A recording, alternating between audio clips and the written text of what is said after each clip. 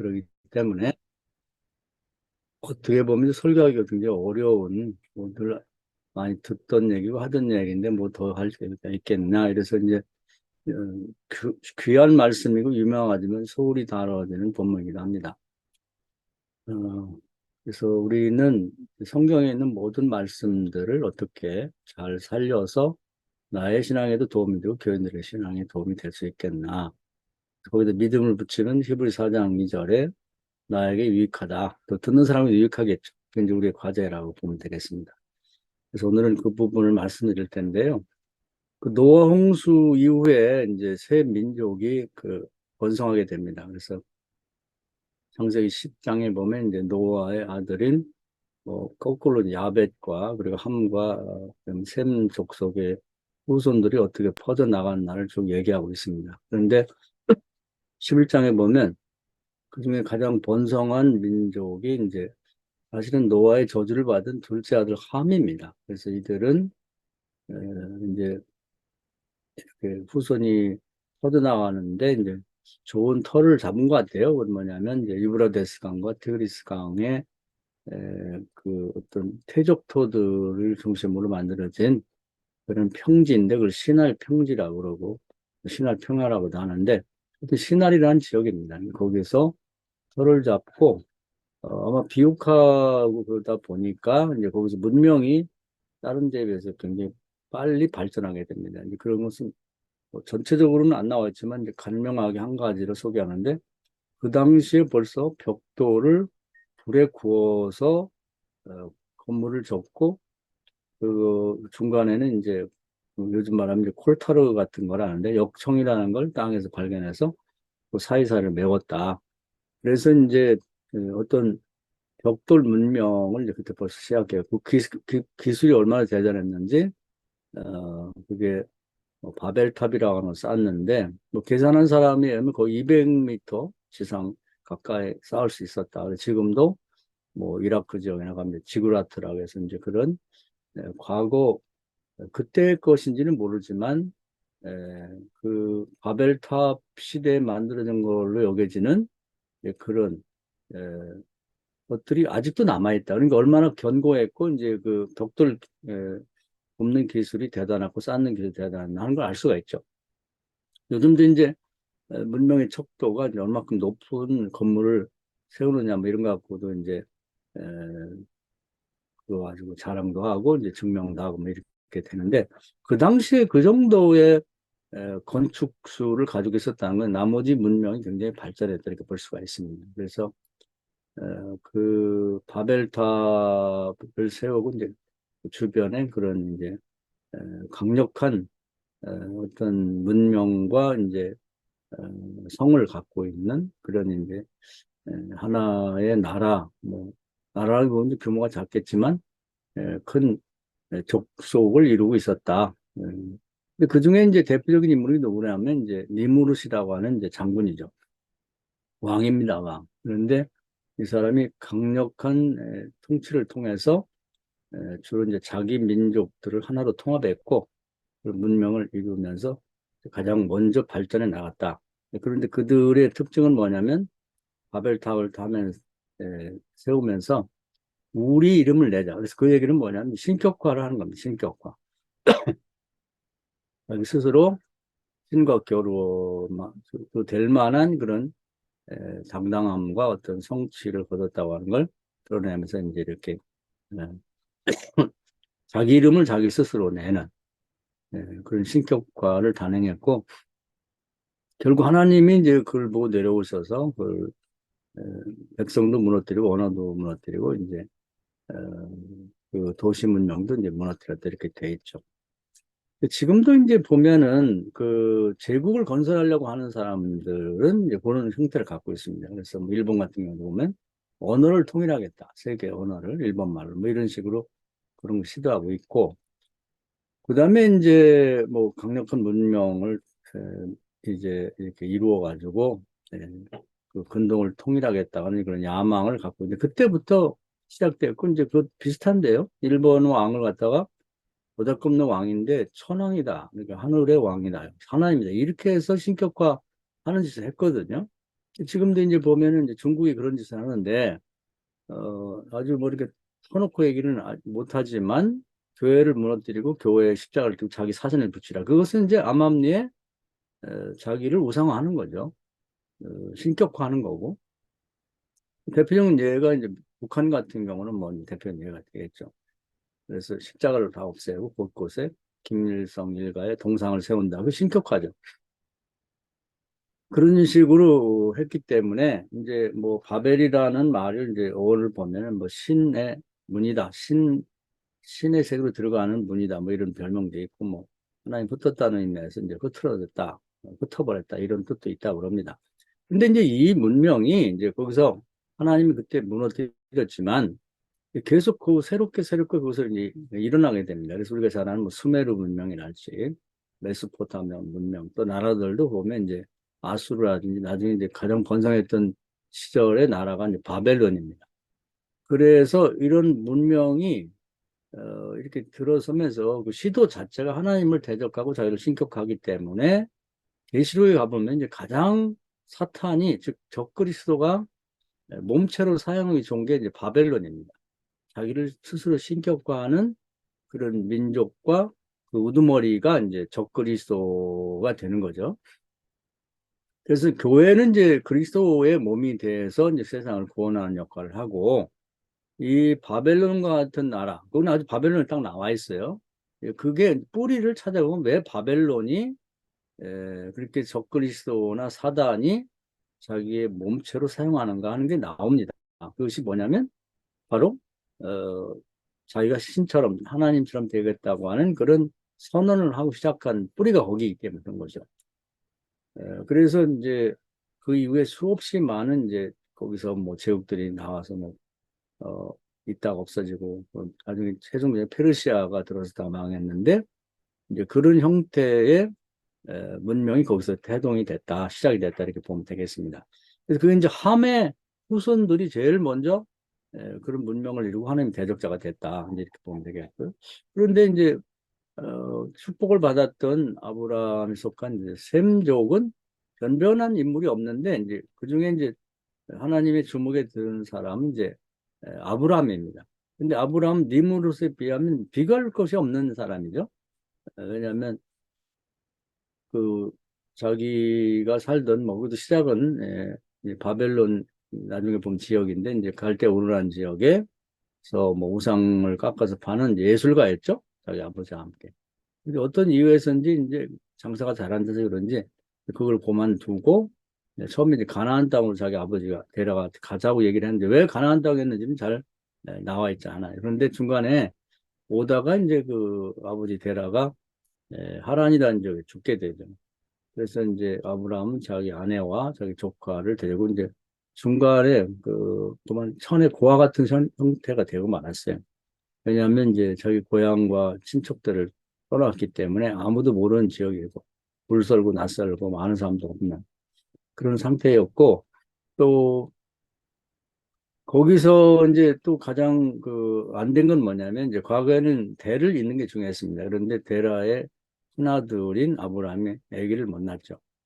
그런데 이제 요즘에는 뭐 딸이 더 좋다 이러면서 뭐 아들, 딸 구분 말고 뭐 하나씩 낳고 이렇게 하자고 하는데 이건 최근에 들어서 우리나라의 상황이고 이제 그 당시로 돌아가 보면 이제 뭐 그것이 전통적으로 그런 게 다 있었던 것 같아요.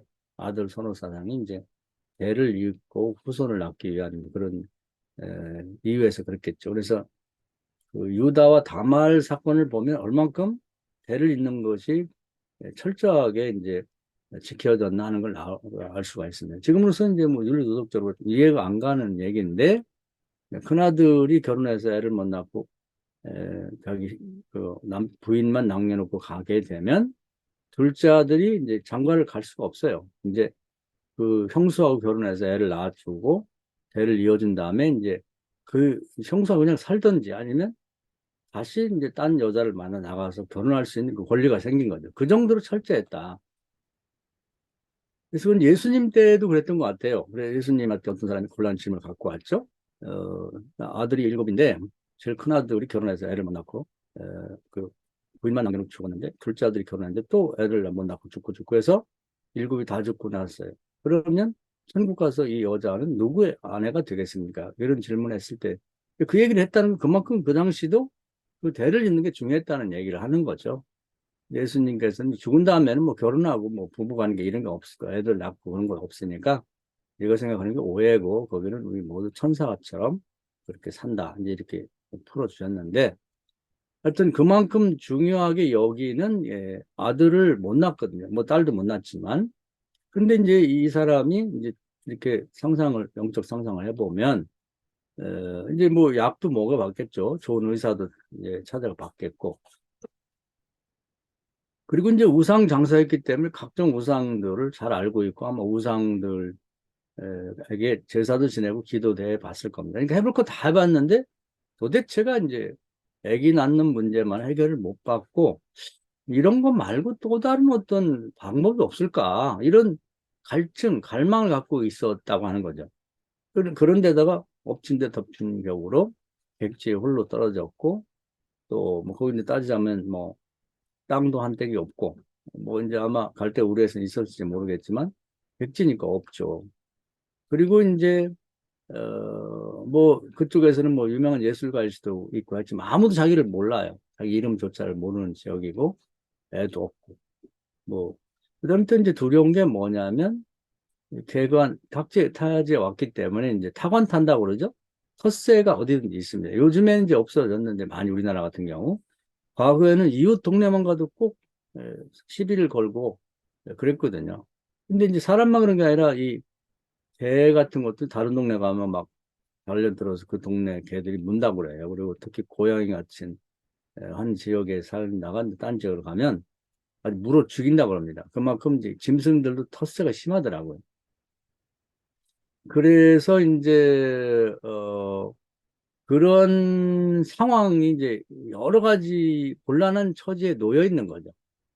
그래서 뭔가 이런 처지에 도움받을 수가 전혀 없는 상황이다 보니까 뭐 정확히 알지는 못하지만 의지하고 살았던 이제 고향 사람도 의지할 수가 없고 아버지도 또 의지하고 살았는데 돌아가셨고 그리고 이제 뭐 자기가 믿었던 우상이라든지 뭐 그런 것들이 자기에게 뭐 백해무익하다고 하는 걸 깨달은 상황에서 뭔지는 모르지만 굉장히 갈망하고 있는 뭔가 누군가의 도움이 절대적인 도움을 받고 싶은 상황 이런 상황에서 이제 하나님이 이제 아브라함을 만나는 거죠. 그리고 이게 굉장히 중요한 거예요. 그래서 내가 그 12장 1절부터 3절을 하나님의 최초의 전도다 이렇게 이 제목을 붙여봤어요. 하나님이 이런 사람을 찾는 것입니다. 주목하고. 근데 우리 생각에는 전도 대상자를 선정할 때 니무롯 같은 사람을 생각하는 거예요.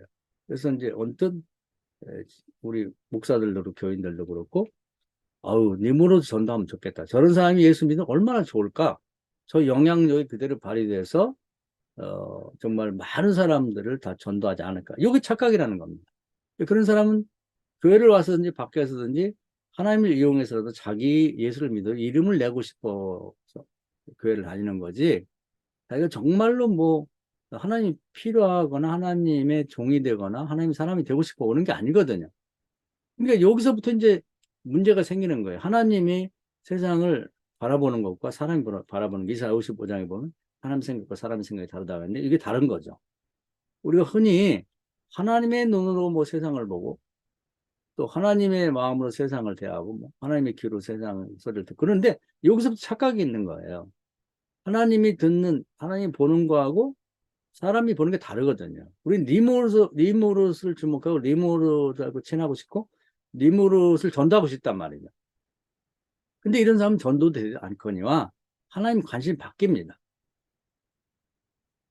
하나님은 이제 그 시편 51편에 보면 상한 심령이라고 그러는데 그 근동 그 전체를 통틀어 가장 상한 심령 상태인 이제 이 사람을 찾는 거예요. 근데 이 사람에게 복음이 들어가면 이 사람 믿음의 조상이 되는 거죠.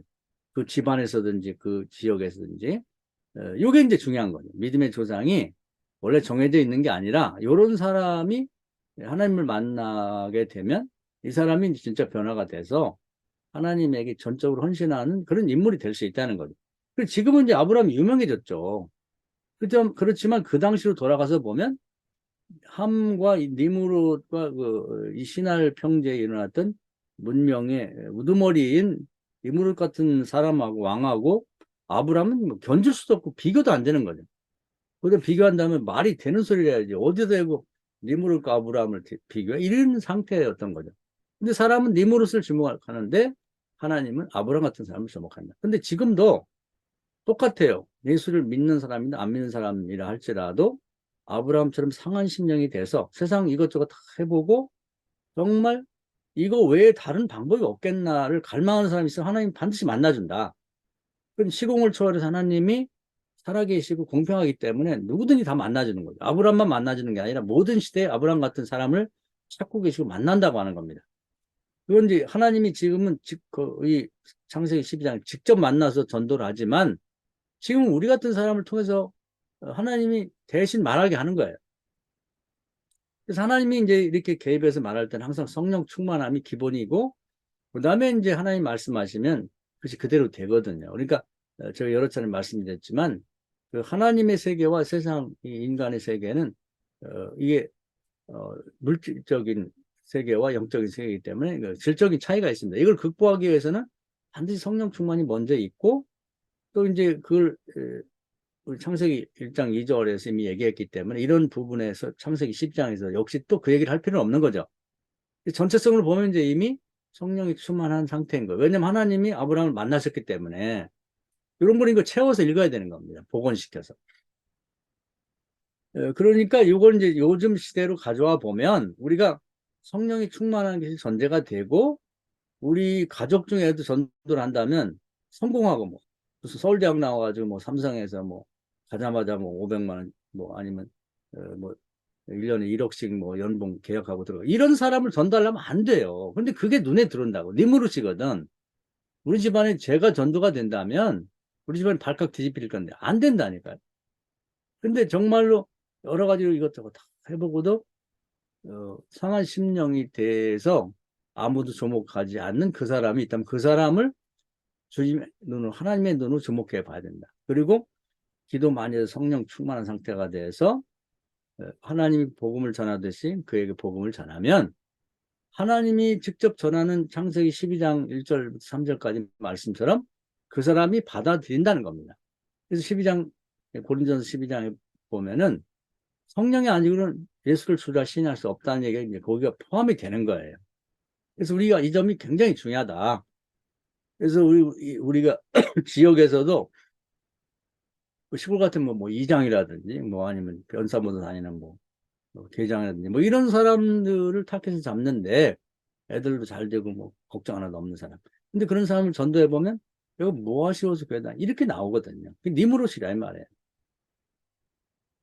그렇기 때문에 우리는 이제 전도 대상자를 찾을 때부터 아브라함 같은 자를 찾아야 된다.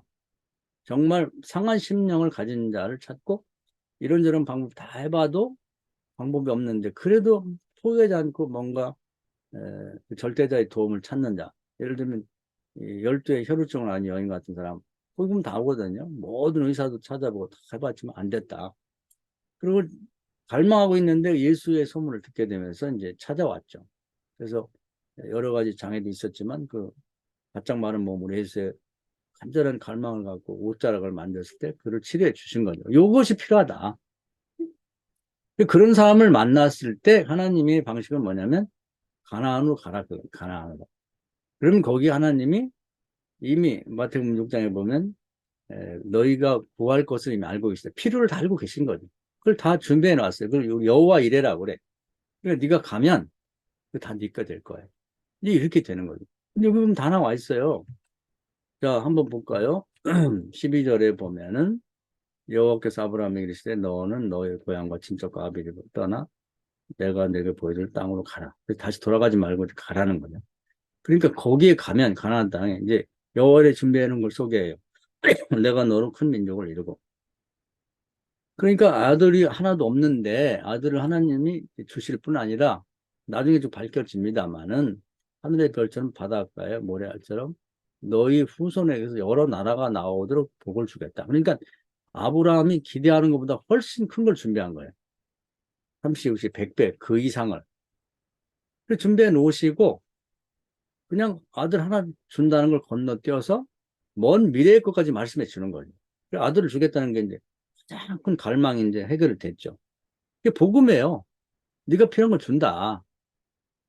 두 번째는 이제 이름을 내겠다고 하는데, 근데 아주 고향을 떠나고 객지에 와서 하게 누군지도 모르고 알아주지 않는. 그래서 사람이 이제 이름을 나고 싶은, 명예를 얻고 싶은 게 굉장히 갈망입니다. 그래서 이제 목사들도 뭔가 조금 괜찮아지면은 제일 얻고 싶은 게 이제 뭐 감사도 하고 싶고, 이제 감독도 하고 싶고, 그거 해서 뭐 하냐고 다 그러는데, 그럼 형편이 좀 하고 싶은 거예요. 뭔가. 아, 그래도 목사가 됐는데 감독을 한번 해야지. 끝나고도 뭐 감독님하고 감독끼리 모이는 게 좋은 거지. 이게 명예를 얻고 싶은 거야. 이게 욕망이죠, 욕망. 자기 이름을 내고 싶은 거예요. 근데 이제 자기가 스스로 내고 싶냐, 하나님이 내게 해주냐, 이게 이제 차이가 있는데, 그 명예를 얻게 해주겠다는 거, 하나님이. 니무롯은 자기가 이름을 내고 싶어. 그 난리인데, 내가 너의 이름을 명예를 얻게 해주겠다. 근데 필요한 것을 알고 계시잖아요? 아마 이제 같은 그 당시에는 뭐 사람이 많지 않기 때문에, 주로 이제 그 메소포타미아 문명이 있었던 그 시날 평야를 근거로 해서 이제 여기저기 좀 흩어져 살았던 것 같아요. 그러니까 둘째 아들인 함이 문명을 이루고 잘 발전되고 잘 살고 그 니무롯 같은 자가 뭐 아주 대단한 인물로 이렇게 부각이 돼서 아브라함도 알고 있지 않겠어요? 근데 자기가 선족이고 좀 맏아들 집안인데 제대로 된 인물도 없고 그러니까 아마 그 보이지 않게 열등감 같은 게 있었을 거예요. 그러니까 하나님이 알고 계시고 내가 내 이름 내줄게. 니무롯과 비교할 수 없는. 지금은 니무롯을 누가 합니까? 아브라함은 전 세계 모든 사람들이 믿음의 조상이라고 할 만큼 존중받잖아. 이게 사실이 된 거지. 나중에 알고 보니까. 그래서 내게 복을 주고 내 이름을 창대케 할 것이다. 크게 해준다는 거야. 너는 복이 될지라 너를 축복하는 자에게 복을 내리고 너를 저주하는 자에게 내가 저주하리니 땅의 모든 족속이 너로 말미암아 복을 얻는다. 그래서 이제 또 이제 이런 객지에 가게 되면 아까 얘기한 대로 텃세가 심하고 그리고 이제 뭔가 행패를 당할 수가 있거든요. 그게 이제 두려운 거야. 그건 뭐 아브라함뿐 아니라 우리 모두 두렵죠. 우리가 뭐 중국을 간다 할지라도 공안에 잡히지 않을까. 무식한 중국 애들한테 뭐 잘못 납치돼 갖고 막 뭘 다 뺏기고 맞아 죽는 거 아니야? 뭐 그런 흉흉한 얘기들이 많잖아요. 뭐 잡아가지고 뭐 눈을 빼서 팔아먹고 그 심장을 떼서 팔아먹고 시체는 버리고 뭐 이런 얘기들이 있다 보니까 두렵잖아요. 지금도 이런 문명화된 사회도 그러니 그 당시에는 어땠겠어요. 그래서 하나님도 이제 노아 이전에 사람 죽인 이유가 너희들은 생각하고 말하고 행동하고 계획하는 게 어째 이렇게 악하냐. 그러니까 굉장히 악, 악이 있는 시대라고 봐야죠. 그럼 아브라함이 두려움이 떨은 거죠. 그랬더니 하나님 뭐라고 하냐면 걱정하지 마라. 헛세? 괜찮아. 내가 너를 지켜주는 너를 해코지 하는 자는 내가 보복해주고 너를 축복하고 도와주는 내가 도와주겠다. 이렇게 필요한 걸 다 얘기를 해주는 거예요. 이미 네가 구하기 전에 내가 다 알고 있고 그걸 다 준비해 놨다 이 말이죠.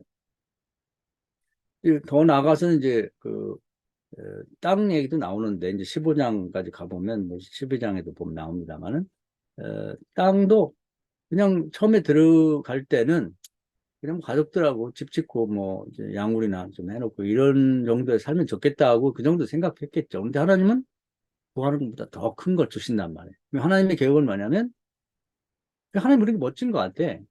유브라데스 강부터 나일 강까지 다 네 거야. 가나안은 우리가 조그만 땅덩어리로 생각하는데 사실은 아브라함을 놓고 봤을 때는 가나안이 그 넓은 전체가 다 가나안 땅으로 봐야 됩니다. 근데 아직도 이제 유대인들이 믿음이 부족해가지고 지금 뭐 2000년이 과거 뭐 아브라함 때였다면 수천 년이 지났는데도 지금 이제 우리나라 충청 북도 정도의 땅을 가지고 겨우겨우 먹고 살고 있는데 그건 그만큼 신앙이 부족하기 때문이라고 보면 되는 거고 처음에 아브라함에게 주신 땅은 그 넓은 땅이죠. 자식을 줘도 하늘의 별만큼 명예를 줘도 창대케 땅을 줘도 이렇게 넓게 그렇게 하겠다는 약속을 주시는 거죠. 그러니까 이 점을 우리가 주목해 볼 필요가 있는 거예요.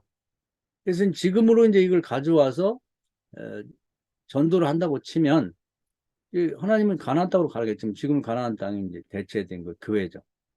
그래서 누군가 이런 상한 심령이 있으면 정말 기도를 충분히 한 다음에 성령 안에서 성령과 함께 교회 가세요. 이게 이제 첫째예요.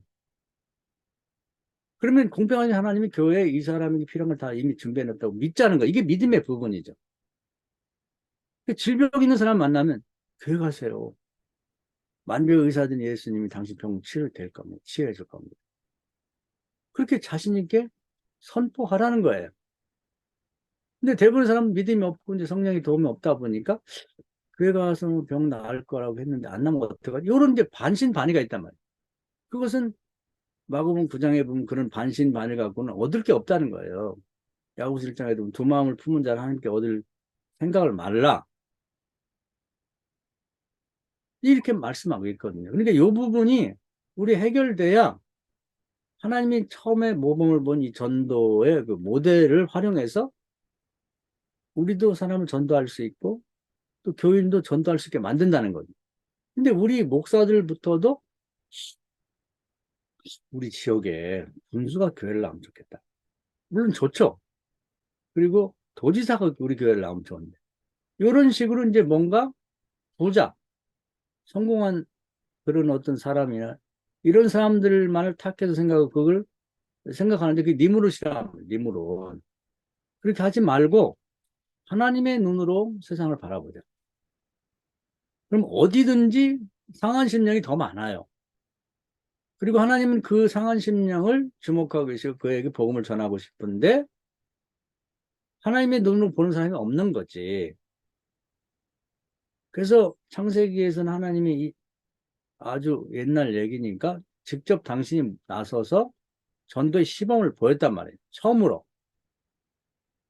근데 지금은 성령 안에서 하나님이 직접 하는 전도를 우리를 통해서 하고 싶어 한다.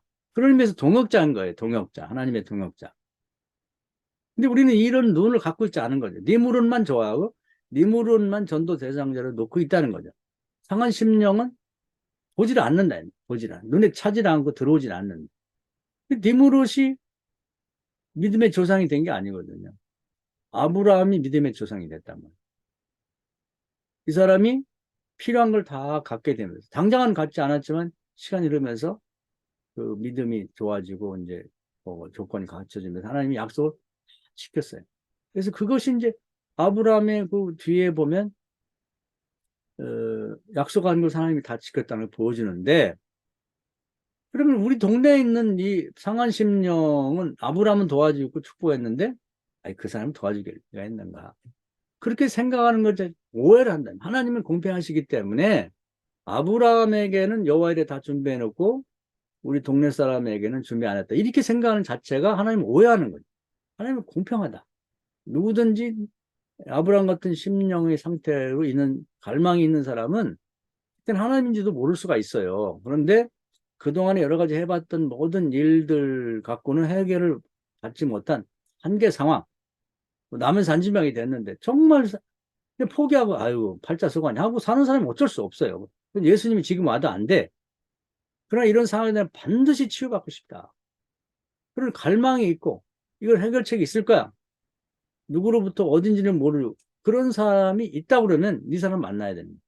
그리고 우리 주변에 있을 수 있다는 거예요. 그러면 이 사람을 위해서는 하나님이 여호와를 준비했으니까 교회 가세요. 가나안 땅으로 가라. 이거 하나님 말씀이 그거거든요. 당신의 눈을 하나님 치유해 줄 겁니다. 이렇게 성경에 보면 눈을 뜬 사람이 너무나 많아요. 당신도 그런 사람이 될 겁니다. 이렇게 말을 하라는 거죠. 선포를 하라는 거예요. 믿음으로. 가난한 사람이 있다 그러면 하나님 찢어지게 가난해서 막 자살하고 죽고 싶은데 뭔가 방법이 있지 않겠나. 이런 갈망이 있는 사람에게는 교회 가십시오. 당신 하나님이 부유하게 만들어 줄 거고 평생 꿀어나지 않고 구워주고 나눠주며 사는 사람이 되게 만들 겁니다.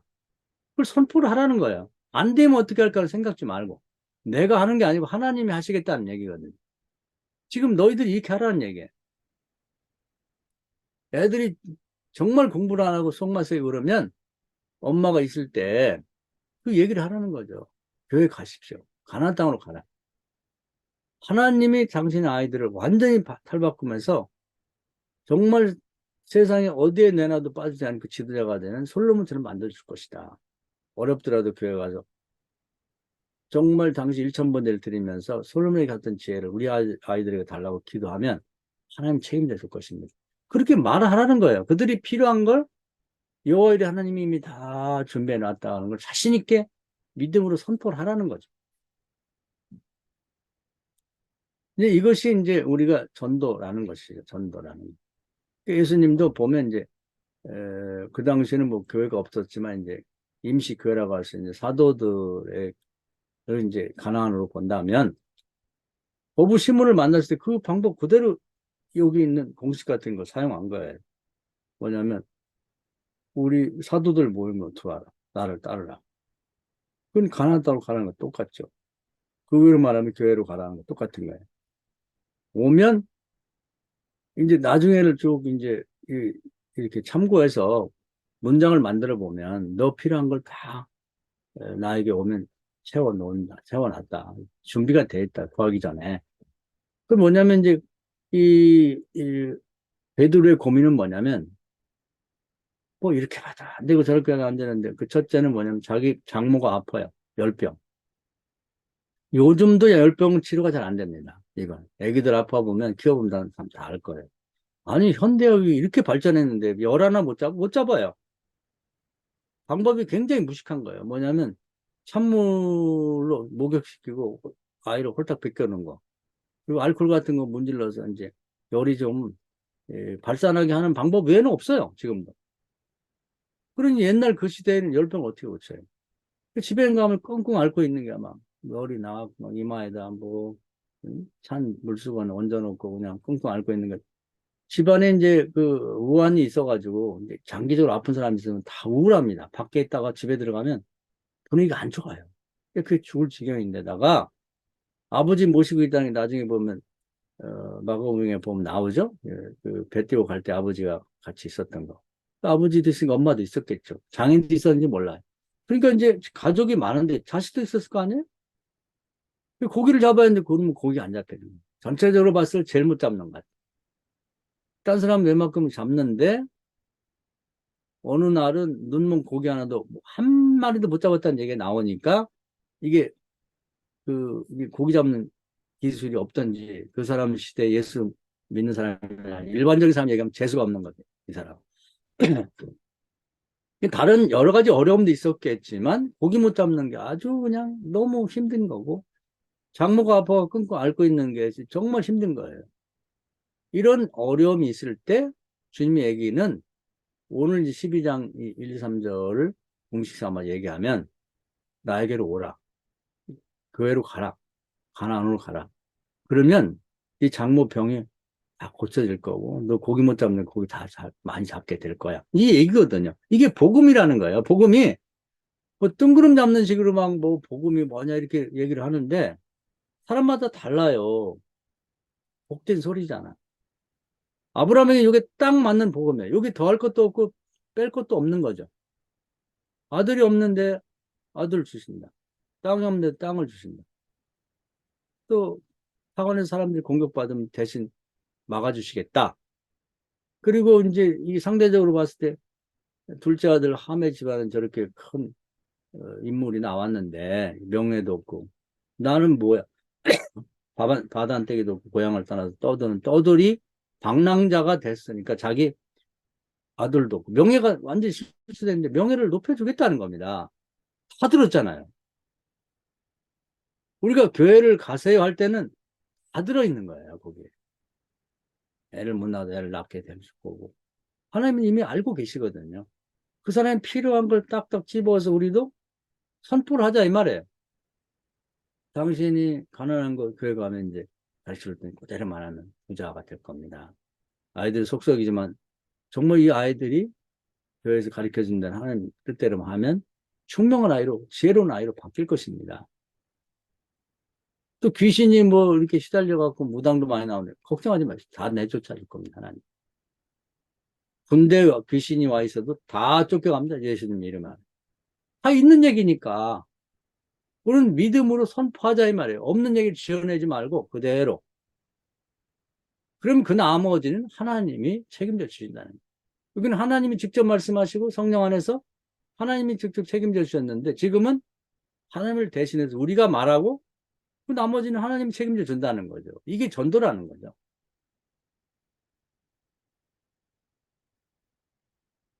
그래서 요즘에 이제 뭐 코로나 이후에 뭐 니겨 내겨 할 거 없이 이제 어떻게 과연 전도를 할 것인가.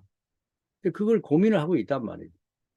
근데 옛날 방법으로 또 이제 뭐 모여서 세미나하고 뭐 그렇게 되지도 않고 그런 모임이 있어도 뭐 부흥회 한다고 해든지 뭐 자기 성공담이나 뭐 이렇게 하면서 이제 뭐 재밌는 얘기하고 그냥 위로받고 뭐 이런 식이지 잘 안 되거든요. 근본적인 문제는 성경에 찾아야 되는데 이게 잘 안 되고 있다. 그래서 이 방법으로 해야 되지 않겠나 하는 생각이 들고요. 그래서 지난번에 이제 우리 개강 세미나에서 이미 모든 게 다 이루어졌으니까 실시간으로 이 신앙생활 하는 걸 경험해 보자. 그래서 교인들에게도 전도 세미나를 한다든지 전도를 가르칠 때 이제 보는 눈부터 바꿔줘야 되지 않겠나. 그 전도 대상자 써내서 그러면 이제 그냥 늘 하던 거. 작년, 재작년, 10년 전에 쓰던 그 명단, 전도 안 된 사람들 쭉 써내고, 그리고 이제 뭐 며칠 아니면 몇 달 기도하든지 말죠. 안 되니까. 이런 식으로 해가지고 되겠는가? 물론 안 하는 것보다 낫죠. 요즘에 보면 뭐 전도지 만들어가지고, 이제 돌리기도 하고 뭐 하는데, 사람들이 잘 받지도 않고. 그래서 이 상한 심령이라고 하는 게 하나님 찾는다고 하는 거, 하나님의 눈을 갖도록 만들어주는 것부터 시작하면, 그 아브람 같은 사람이 하나가 전도가 되면 그 집안 전체가 다 전도가 될 수가 있는 거예요. 그리고 아브람 같은 사람이 어느 회사 공장을 다닌다, 공장에 100명의 직원이 있다면 정말 아브람 같은 사람 하나가 찾아줘서 그의 필요를 하나님이 다 여호와에 준비한 것을 딱 경험하게 되면 그 회사 전체 사람이 구원받을 수가 있게 되는 거예요. 근데 이게 굉장히 큰 힘을 갖고 있는 거예요. 믿음의 조상이 될 수 있다는 거예요. 나중에는 그 사람이 복받고 그 회사를 인수하고 사장이 될 수도 있는 거죠. 그래서 이 대목이 이제 결국은 우리 하나님 방법으로 되돌아가야 되는데 코로나 이후의 방법도 이 방법밖에 더 있긴. 하나님이 모범을 보고 시범을 보여요. 가장 전형적인 전도. 근데 이것이 기본이 돼야지 우리가 여기다가 이제 추가적으로 뭐 이제 대입을 해보면 답이 나오는 건데 전도 대상자를 정할 때도 이름을 써왔으면 불러갖고 상담하면서 왜 이 사람을 썼느냐. 대부분 니무릇을 써와요, 니무릇. 우리 집안에서 이 사람이 제일 성공했는데 이 사람이 바뀌면 우리 집안이 바뀐다. 안 되는 거예요, 그게. 그건 아브라함 시대, 그러니까 노아 이후의 자식들의 시대부터 안 됐던 거거든요. 그리고 리무롯 같은 사람은 전도가 돼서 만약에 교회 와도 자기 이름 내려고 하는 거고, 그 이제 목사하고 대적을 하게 됩니다. 왜냐하면 자기가 직원 들고 싶은데, 그래서 여기서부터 다시 시작했는데, 하나님 방법이 우리 방법이 돼야 되는 거지. 다른 방법 갖고는 어렵지 않은가. 그래서 우리 자신도 우리 동네를 한번 쭉 보면서 서베이를 하고 또 교인들에게도 자기 집안과 관련된 지역.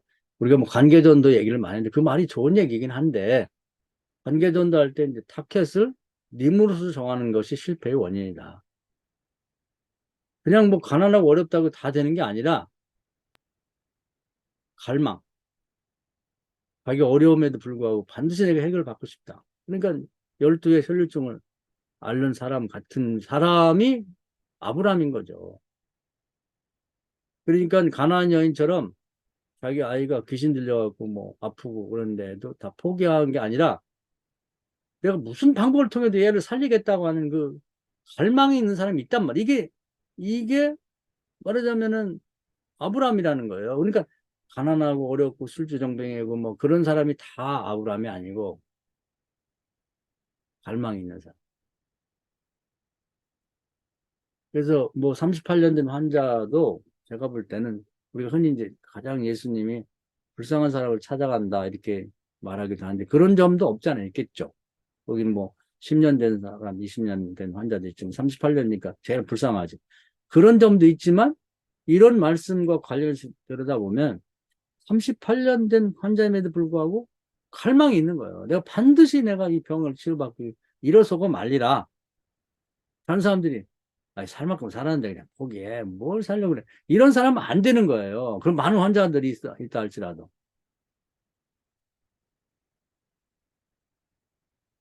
아마 부흥도 마찬가지일 것 같아요. 목사들이 이제 대개 이제 다 손 놓고 있죠. 아유, 시골에서 뭐 이제 노인네들 다 죽고 나면 뭐 되겠어. 뭐 요즘에 뭐 온라인 시대니까 다 그냥 온라인으로만 드리는 것도 뭐 대견하지. 뭐 요즘 뭐 전도 안 돼. 이런 식으로 이제 그냥 자포자기한 사람은 하나님도 도울 수가 없는 거예요. 그러나 아브라함처럼 갈망하면서 이런 시대일수록 더 전도를 하고 사람을 영혼을 구해야지. 이런 목사가 있다면 하나님이 그 사람을 만나는 거예요. 그게 아브라함이거든요. 그래서 오늘 여기까지 말씀드릴 텐데 뭐 이미 다 알고 있는 얘기인데 이제 이 12장의 말씀 하나님의 최초의 전도라고 하는 그런 차원에서 한번 재해석하고 재구성해 봤습니다. 결국 이 사람 하나가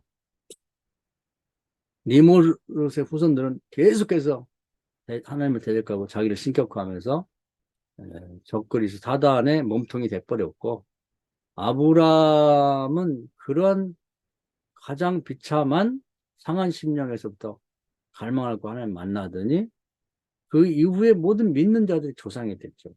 굉장히 큰 명예잖아요.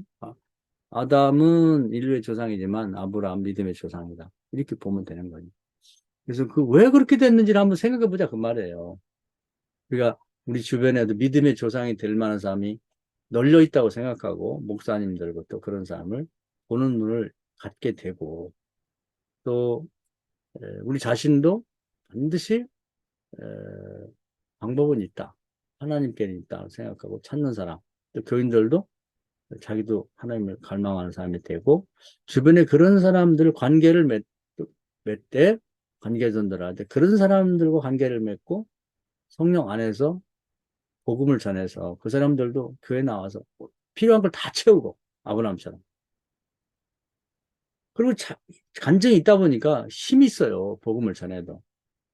그래서 안 믿는 집안이지만 하나를 딱 믿게 되면 그 아이도 괜찮아요. 중고등학생도 괜찮고 엄마도 괜찮고 아빠도 괜찮고 그 집안 전체를 복음화할 수 있는 사람이 될 겁니다. 오늘 이 말씀 은혜가 되기를 주의 이름으로 축원합니다. 아멘.